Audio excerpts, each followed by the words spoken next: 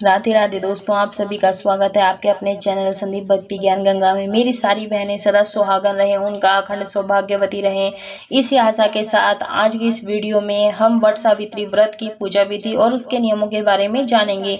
दोस्तों, यह पूजा ज्येष्ठ मास की अमावस्या को किया जाता है। इस बड़ अमावस भी कहा जाता है। भारत के कुछ क्षेत्रों में यह पूजा ज्येष्ठ पूर्णिमा को किया जाता है। यह व्रत सुहागिन महिलाएं अपने पति की लंबी उम्र के लिए, यश कीर्ति उनकी उन्नति के लिए, स्वयं सुखी जीवन संपत्ति के लिए करती हैं। तो दोस्तों वैसे तो यह पूजा वट वृक्ष के नीचे बैठ करके किया जाता है। अगर आप किसी कारणवश बाहर नहीं जा पा रहे हैं तो घर पर ही वट वृक्ष की टहनी ला करके या फिर नर्सरी से पौधा ला करके इस पूजन को कर सकते हैं। मैं यह पूजन छत पर करने वाली हूँ। आप चाहें तो घर के आंगन में, बालकनी में आदि में कर सकते हैं। तो दोस्तों, जितनी भी आपको कर सकते हैं, जहाँ पर आप इस पूजन को करें उस जगह को अच्छे से सफाई कर लें, फिर रंगोली या स्वास्तिक बना लें अच्छी प्रकार से। शास्त्रों के अनुसार यह व्रत सबसे पहले माता सावित्री ने अपने पति के प्राणों की रक्षा के लिए किया था। तो जैसा कि इसका नाम है वट सावित्री, इस पूजा में सबसे ज्यादा महत्वपूर्ण होता है वट वृक्ष का। तो वट वृक्ष का इसे बरगद, वड वृक्ष आदि नामों से जाना जाता है। ये वट प्राचीन दीर्घ आयु जिनकी जटाएं निकली होती हैं उसके नीचे बैठ करके पूजा करना बेहद ही शुभ रहता है। तो इस प्रकार से आप रंगोली बना लें, उसके नीचे बैठकर पूजन करना बेहद ही शुभ रहता है। ये पूजन सभी महिलाएं मिल करके करती हैं, लेकिन किसी कारणवश यदि आप बरगद के नीचे पास नहीं जा पा रहे हैं और घर में अकेले रहते हैं तो आप घर पर बहुत ही सरल विधि से इस पूजन को कर सकते हैं। तो इस प्रकार से हम यहाँ पर फटाफट रंगोली बना लेते हैं और तैयार कर लेते हैं। रंगोली को ज़्यादा सजाना नहीं है, अगर नहीं आता है तो आप सिर्फ स्वास्तिक ही बना लें, मतलब कोई एक शुभ चिन्ह बना लें इस प्रकार से और स्वास्तिक बना लें। और इस पूजन को पूर्व या उत्तर पूर्व मुख करके ही किया जाता है। तो इस प्रकार से आप ध्यान रखें। और वट वृक्ष का पौधा या टहनी आप नहीं ला सकते हैं तो आप तुलसी का पूजन कर सकते हैं। वैसे भी तुलसी का पौधा हर घर में बड़ी आसानी से मिल जाता है, तो आप उसका पूजन कर सकते हैं। और अगर ये भी पौधा नहीं है तो आप वट सावित्री की फोटो रख कर भी इस पूजन को कर सकते हैं। तो इसका विशेष ध्यान रखें। तो दोस्तों, गेहूं रख कर पूजा कर के उस पर दीप कलश रखना होता है। अगर आपके यहाँ जैसा रखा जाता हो, उस चावल जो अक्षत होते हैं उसे भी रखा जा सकता है, आप उसे भी रख सकते हैं। और इस प्रकार से रंगोली फटाफट से कंप्लीट कर लें। दोस्तों, जो कुछ लोग आज के दिन कोपल होती है, कोपल की जो डंडी होती है फल समेत, वो लेकर के जरूर से आए।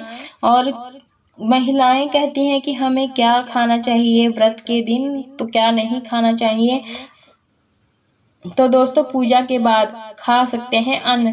दूसरा तरीका ये है कि वट सावित्री के दिन पूरी पूजा समाप्त होने के बाद आप वट वृक्ष की पूजा में चढ़ाई गई चीजों का सेवन कर सकते हैं, जैसे पूड़ी, हलवा, खरबूजा, आम, मुरब्बा जैसी चीजों का सेवन कर सकते हैं, लेकिन व्रत खत्म होने के बाद। तो ये ध्यान जरूर से दें। और जो लोग प्रेग्नेंट हैं तो वो फलाहारी भी रख सकते हैं और एक समय भोजन भी कर सकते हैं मीठे अन्न का, एक अन्न का, गेहूं से बनी हुई चीज़ों का, जैसे आप गुलगुला खा सकते हैं, पूड़ी खा सकते हैं। इस प्रकार से आप रख लें। और मैंने यहाँ चावलों का आसन देते हुए कलश की स्थापना कर रही हूँ। कलश की स्थापना किस प्रकार से की जाती है ये मेरी और भी वीडियो में है, वीडियो में जा कर के देख सकते हैं। वैसे इसमें एक लौंग, सिक्का, सुपारी, हल्दी, जो दुर्वा फूल, गंगा जल, ये सब डाल करके कलश को तैयार किया जाता है। तो आप भी इस प्रकार से कलश की स्थापना कर ले। और गर्मियों का दिन है तो गर्मियों के दिनों में मिट्टी के कलश की स्थापना जरूर से करें, क्योंकि पानी इसमें ठंडा रहता है। आप चाहें तो पीतल, तांबे का भी रख सकते हैं। अगर बाहर जा रहे हैं तो एक छोटा सा घड़ा ले लें और जब आप पूजन कर लेते हैं उस घड़े को वहीं उस वट वृक्ष के नीचे ही छोड़ करके आना होता है, लेकर के नहीं आना होता है। जो भी हम सामग्री चढ़ाते हैं वो सामग्री हमें उसमें से थोड़ी ले लेनी होती है, बाकी वहीं छोड़कर आ जाना होता है। अगर आप पीतल या तांबे का लेकर आते हैं तो जो कलश है उसे तब लेकर अपने साथ ला सकते हैं जब आपका वो दीपक बुझ जाता है।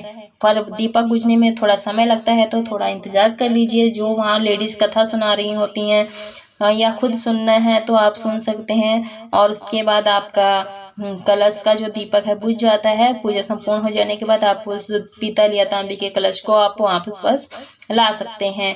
अगर आप घर पर कर रहे हैं तो इस कलश का भी आप दान कर सकते हैं। इसका ध्यान रखें। मैंने यहाँ पर दीप कलश की स्थापना कर ली है। जो प्लेट है, प्लेट में मैंने यहाँ चावल रख लिए थे, उसके बाद दीपक रख लिया है। आप घी का दीपक तैयार कर सकते हैं या फिर तिल के तेल का दीपक तैयार कर सकते हैं। और उसके बाद अक्षत रख करके मैंने गौरी और गणेश जी की स्थापना कर ली है।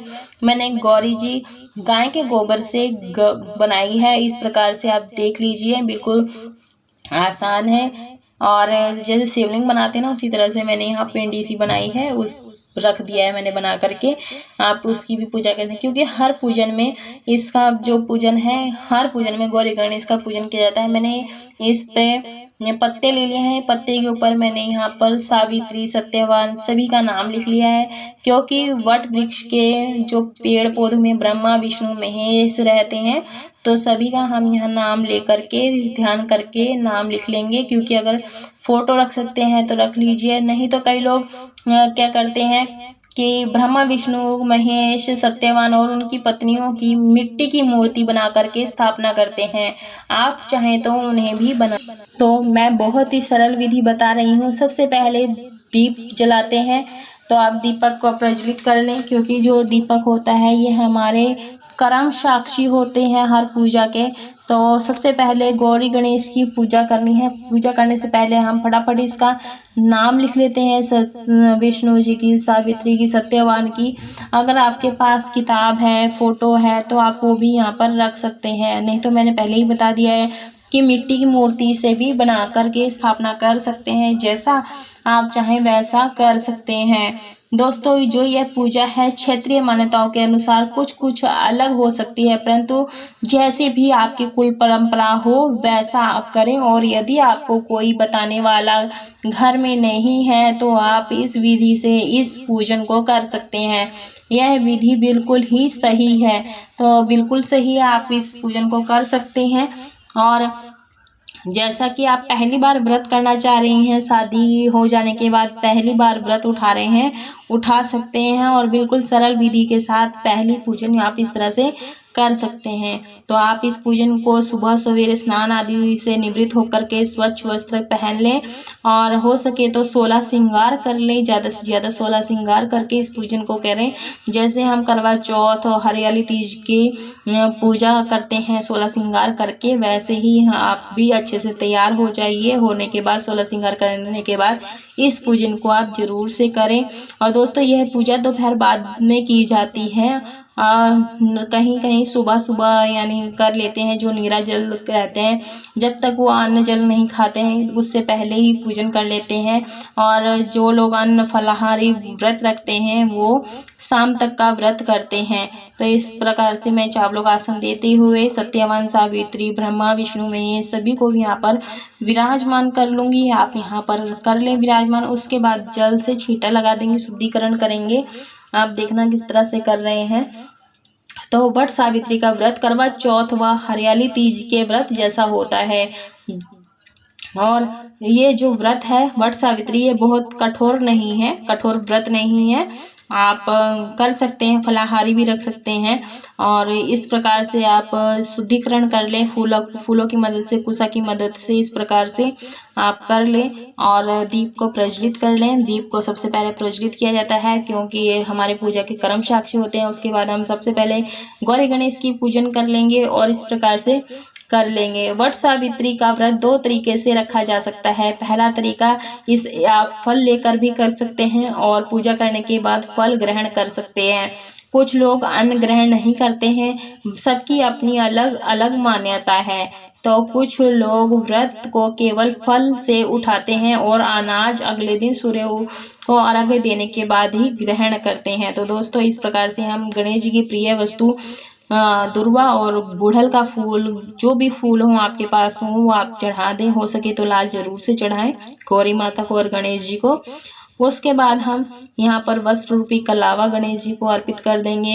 और दोस्तों, कई लोग पूछते हैं कि व्रत के बाद हमें पूजा करने के बाद हम क्या अन्न खा सकते हैं, तो मैं बता देती हूँ, खा सकते हैं। तो इस प्रकार से वट वृक्ष को भी हम यहाँ पर सजा देंगे। दोस्तों, जो आप वट वृक्ष की जब पूजा करें, व्रत रखें, तो उस दिन आपको ना ही पत्ता तोड़ना है ना ही टहनी तोड़नी है। आप एक दिन पहले ही पूजन सामग्री को एकत्रित कर लें, इकट्ठा कर लें, ताकि अगले दिन आपको पूजा करने में कोई कठिनाई समस्या ना हो। और सारी सामान इकट्ठा कर लें और फूल फल जो भी है सेम डे मंगा सकते हैं आप, इसका ध्यान रखें। उसके बाद हल्दी कुमकुम से भी हम तिलक कर देंगे। पूजा के बाद फल खाना खा सकते हैं, अन्न खा सकते हैं या नहीं। तो दूसरा तरीका है कि वट सावित्री व्रत के दिन पूरी पूजा समाप्त होने के बाद आप वट वृक्ष की पूजा में चढ़ाई गई चीज़ों का सेवन कर सकते हैं, जैसे हलवा, पूड़ी, खरबूजा, आम, मुरब्बा जैसी चीज़ों का सेवन कर सकते हैं, लेकिन व्रत खत्म होने के बाद।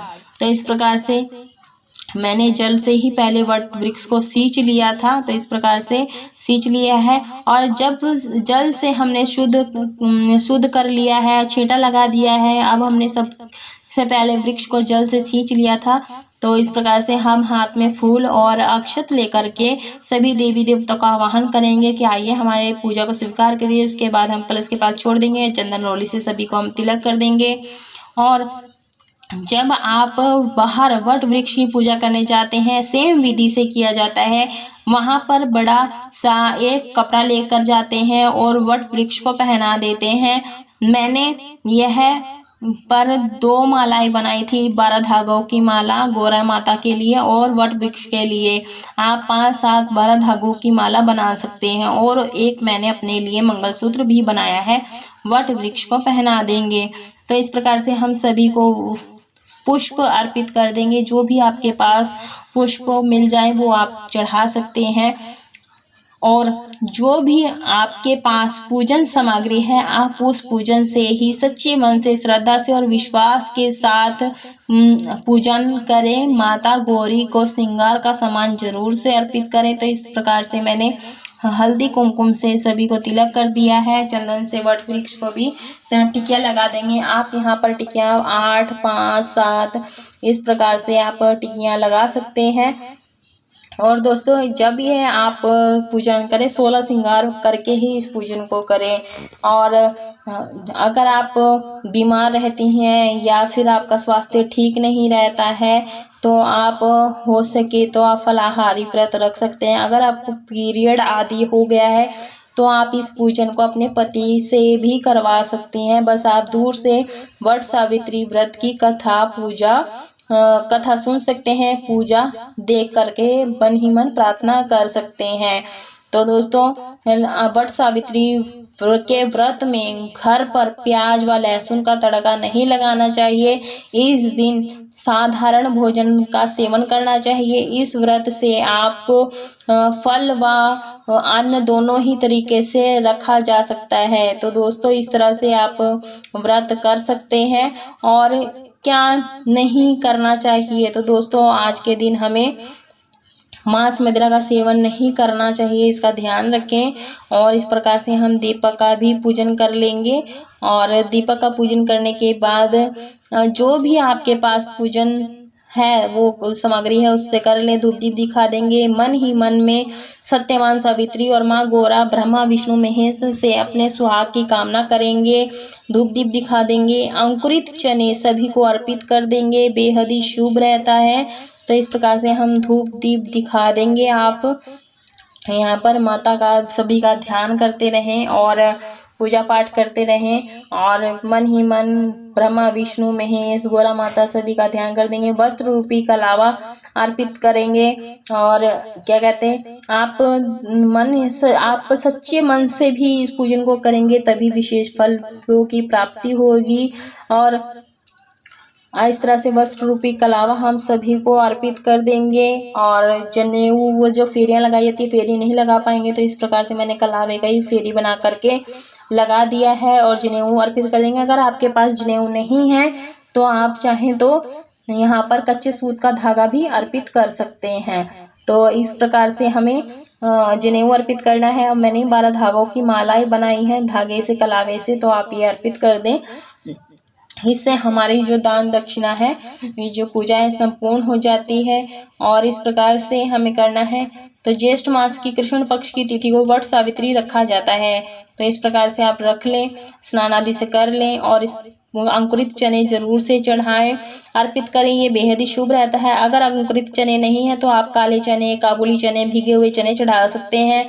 मैं यहाँ पर गुलगुले का भी भोग लगाऊंगी। कहते हैं अंकुरित चने चढ़ाने से हमारे वंश में वृद्धि होती है, संतान सुख की प्राप्ति होती है। जिन्हें संतान नहीं होती वो इस पूजन को करके संतान सुख की प्राप्ति कर सकता है, संतान लाभ मिल जाता है। और श्रृंगार सभी को अर्पित कर देंगे। आप 16 श्रृंगार नहीं अर्पित कर पा रहे हैं तो आप 5-7 भी अर्पित कर देंगे। आप ये कहेंगे कि मैं सभी को श्रृंगार की सामग्री अर्पित कर रही हूँ, तो कहते हैं कि हम ये ऐसा करते हैं तो हम सभी से अपना सुहाग मांगते हैं कि हम सदा सुहागन रहें। तो इस प्रकार से हम सभी को खीर का भोग लगा देंगे। खीर अमावस का दिन है, अमावस के दिन खीर का भोग लगाया जाता है। कहीं कहीं आज के दिन हलवा बनाया जाता है।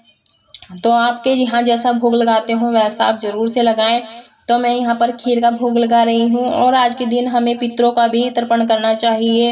अमावस के दिन ये मैंने अट्ठावड़ी बनाई है। 8 पूड़ियाँ हैं, इसे अट्ठावड़ी बोलते हैं।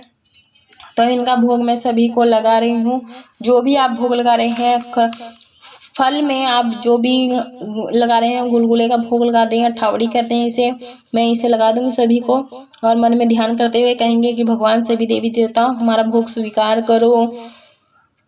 ऋतु फल जो भी हो उनका भोग जरूर से लगाएं। आम, केला, खरबूजा आदि जो भी हो आपके पास, नारियल हो, ये सब भोग लगा दें। दोस्तों इस पूजा में बांस का विशेष महत्व होता है। बांस की डलिया, बांस का पंखा पूजा में रखा जाता है। अगर आपको मिल पाता है तो जरूर से रखें।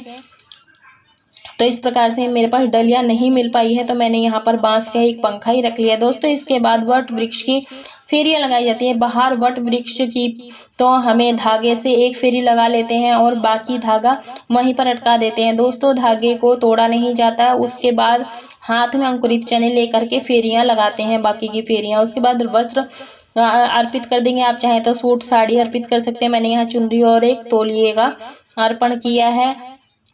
फिर यहाँ आप अपनी श्रद्धा अनुसार 5, 7, 9, 11, 21, 51, 108 इच्छा अनुसार लगा सकते हैं।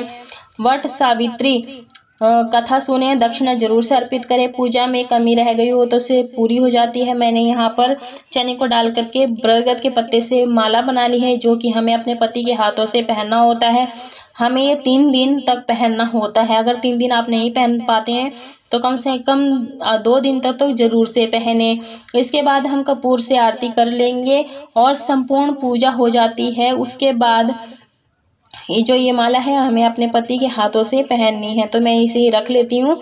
और उसके बाद जब हस्बैंड आएंगे तो उनके पास से, उनके हाथों से पहन लेंगे। इसे मैंने यही रख दिया है। और हाथ में लेकर के हम कथा, वट सावित्री व्रत की कथा सुनेंगे। आपकी पूजा संपूर्ण पूरी हो जाती है। उसके बाद तुलसी पूजन आप जरूर से करें। और कथा सुनने के बाद दोस्तों ये जो फूल है, अक्षताएं, इसे हम बरगद के चरणों में, भगवान के चरणों में समर्पित कर देंगे। और अमावस्या है तो आज के दिन पितरों का पूजन अवश्य रूप से करें, उनके लिए हवन करें खीर पूड़ी का। इससे हमारे पितर प्रसन्न होते हैं, साथ ही साथ उनका आशीर्वाद भी मिलता है। तो इत्र लगा दें। इसके बाद हम गौरी माता से और सभी देवी देवताओं से प्रार्थना करेंगे कि जाने अनजाने में हुई गलती हो तो हमें क्षमा कर दें। उसके बाद हम गौरी माँ से सुहाग लेंगे। सुहाग लेना मतलब अपने पल्लू से सिंदूर लेना होता है, अपने मस्तक पर लगाना होता है।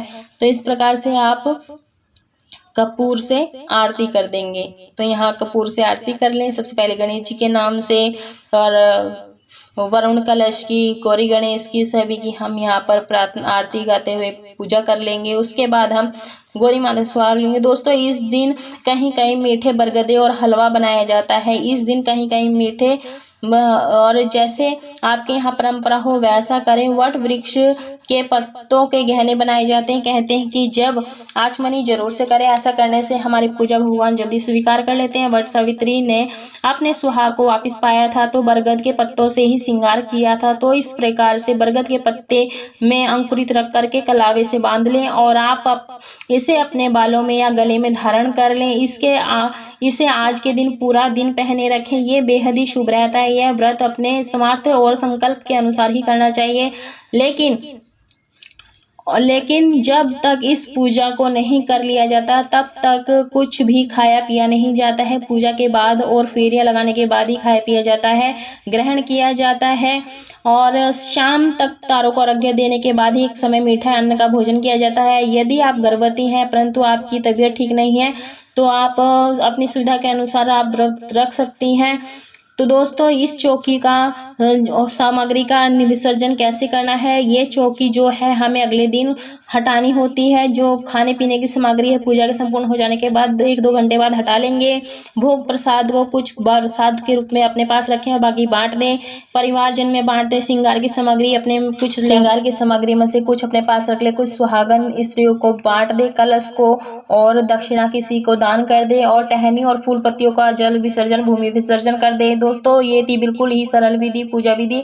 अगर वीडियो आपको ज्ञानवर्धक लगा हो तो वीडियो को लाइक शेयर जरूर कीजिए और कमेंट बॉक्स में जय वट सावित्री लिखें। इस वीडियो का समापन यही करती हूँ। तब तक के लिए आप सभी को राधे राधे। वीडियो को पूरा देखने के लिए आप सभी का बहुत बहुत धन्यवाद।